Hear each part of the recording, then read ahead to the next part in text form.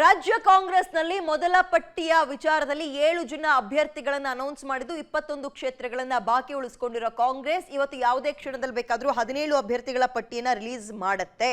ಡೆಲ್ಲಿಯಲ್ಲಿ ಪಟ್ಟಿಯನ್ನು ಅಂತಿಮ ಮಾಡಿ ಸಿದ್ದರಾಮಯ್ಯ ಡಿಕೆಶಿ ವಾಪಸ್ ಆಗಿದ್ದಾರೆ ಬೆಂಗಳೂರಿಗೆ. ಇನ್ನು 21 ಕ್ಷೇತ್ರಗಳ ಪೈಕಿ 17 ಕ್ಷೇತ್ರಗಳಿಗೆ ಅಭ್ಯರ್ಥಿಗಳ ಹೆಸರನ್ನ ಕಾಂಗ್ರೆಸ್ ಸಿಇಸಿ ಸಭೆ ಅಂತಿಮಗೊಳಿಸಿದೆ. ಸಂಭಾವ್ಯ ಪಟ್ಟಿಯಲ್ಲಿ ಪ್ರಮುಖ ರಾಜಕಾರಣಿಗಳ ಪತ್ನಿ, ಮಕ್ಕಳು ಮತ್ತು ಅಳಿಯಂದಿರ ಹೆಸರುಗಳೇ ತುಂಬಿಕೊಂಡಿದೆ. ಆದರೆ ಬಳ್ಳಾರಿ, ಚಾಮರಾಜನಗರ, ಚಿಕ್ಕಬಳ್ಳಾಪುರ, ಕೋಲಾರ ಕ್ಷೇತ್ರದ ಅಭ್ಯರ್ಥಿಗಳನ್ನ ಆಯ್ಕೆ ಮಾಡೋ ವಿಚಾರದಲ್ಲಿ ಕಗ್ಗಂಟಾಗಿ ಉಳಿದಿದೆ ಅಂತ ಅದನ್ನ ಮತ್ತೆ ಟೈಮ್ ತಗೊಂಡಿದ್ದಾರಂತೆ. ಆ ಕ್ಷೇತ್ರಗಳ ಅಭ್ಯರ್ಥಿಗಳ ಆಯ್ಕೆ ಕಾಂಗ್ರೆಸ್ ಪಾಲಿಗೆ ಕಗ್ಗಂಟಾಗಿ ಪರಿಣಮಿಸಿದೆ. ಈ ಕ್ಷೇತ್ರಗಳ ಅಭ್ಯರ್ಥಿಗಳ ಹೆಸರನ್ನ ಶುಕ್ರವಾರ ಅಂತಿಮಗೊಳಿಸೋಣ ಅಂತ ತೀರ್ಮಾನ ಮಾಡಿದ್ದಾರೆ. ಸೊ ಇವತ್ತು 21 ಕ್ಷೇತ್ರಗಳ ಪೈಕಿ 17 ಕ್ಷೇತ್ರಗಳಾಗಬಹುದು ಅಂತಿದ್ದಾರೆ. ಬೆಂಗಳೂರು ದಕ್ಷಿಣದಲ್ಲಿ ತೇಜಸ್ವಿ ಸೂರ್ಯ ಅವರ ಆಪೋಸಿಟ್ ಆಗಿ ಸೌಮ್ಯ ರೆಡ್ಡಿ ಫೈನ್ ಅಂತ ಅವರ ನಿರ್ಧಾರ. ಇನ್ನು ದಾವಣಗೆರೆ ನೋಡೋದಾದ್ರೆ ಶಾಮನೂರು ಅವರ ಕುಟುಂಬದಿಂದ ಪ್ರಭಾ ಮಲ್ಲಿಕಾರ್ಜುನ್ ಅವ್ರನ್ನ ಕಣಕ್ಕಿಳಿಸೋಣ, ಆಗ ಬಿಜೆಪಿಗೂ ಕೂಡ ಟಕ್ಕರ್ ಕೊಟ್ಟಂಗಾಗುತ್ತೆ ಸಿದ್ದೇಶ್ವರ್ ಫ್ಯಾಮಿಲಿಗೆ ಅಂತ. ಇನ್ನು ಕಲಬುರಗಿಯಿಂದ ರಾಧಾಕೃಷ್ಣ ದೊಡ್ಡಮನಿ, ಎಐಸಿಸಿ ಅಧ್ಯಕ್ಷ ಖರ್ಗೆ ಅವರ ಅಳಿಯ, ಅವ್ರಿಗೆ ಟಿಕೆಟ್ ಕೊಟ್ರೆ ಒಂದು ವರ್ಕೌಟ್ ಆಗ್ಬೋದು ಅನ್ನೋ ಕಾಂಗ್ರೆಸ್ ಲೆಕ್ಕಾಚಾರ. ಮಾಜಿ ಸಂಸದ ಜಯಪ್ರಕಾಶ್ ಹೆಗಡೆ ಕಾಂಗ್ರೆಸ್ನಲ್ಲಿ ನಿಂತ್ಕೊಂಡು ಗೆದ್ದಿದ್ರು, ಆಮೇಲೆ ಬಿಜೆಪಿಗೆ ಜಂಪ್ ಆಗಿದ್ರು, ಈಗ ಮತ್ತೆ ಕಾಂಗ್ರೆಸ್ನಲ್ಲಿದ್ದಾರೆ, ಗೆಲ್ಬಹುದು ಅನ್ನೋ ಲೆಕ್ಕಾಚಾರ. ಕೆಪಿಸಿಸಿ ಕಾರ್ಯಾಧ್ಯಕ್ಷ ಚಂದ್ರಪ್ಪ ಚಿತ್ರದುರ್ಗದಿಂದ ಅವರಿಗೆ ಟಿಕೆಟ್ ಕೊಡೋಣ ಅನ್ನುವಂತಹ ಲೆಕ್ಕಾಚಾರದಲ್ಲಿ ಕಾಂಗ್ರೆಸ್ ಇದೆ.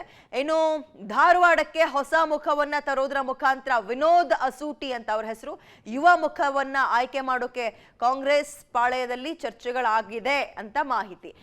ಜೊತೆಗೆ ದಕ್ಷಿಣ ಕನ್ನಡ ಹಾಗೆ ಬೆಂಗಳೂರು ಸೆಂಟ್ರಲ್ನಲ್ಲಿ ಮನ್ಸೂರ್ ಅಲಿ ಖಾನ್, ದಕ್ಷಿಣ ಕನ್ನಡದಲ್ಲಿ ಪದ್ಮರಾಜ್ ಅವರು ಬಿಲ್ಲವ ಸಮುದಾಯದವರು, ಬೆಂಗಳೂರು ಸೆಂಟ್ರಲ್ನಲ್ಲಿ ಮನ್ಸೂರ್ ಅಲಿ ಖಾನ್ ಹಾಕೋಣ ಅನ್ನುವಂತಹ ನಿರ್ಧಾರ. ಅಲ್ಲಿ PC ಮೋಹನ್ನ ಬಿಜೆಪಿ ಹಾಕಿದೆ, ಕಣಕ್ಕಿಳಿಸಿದೆ.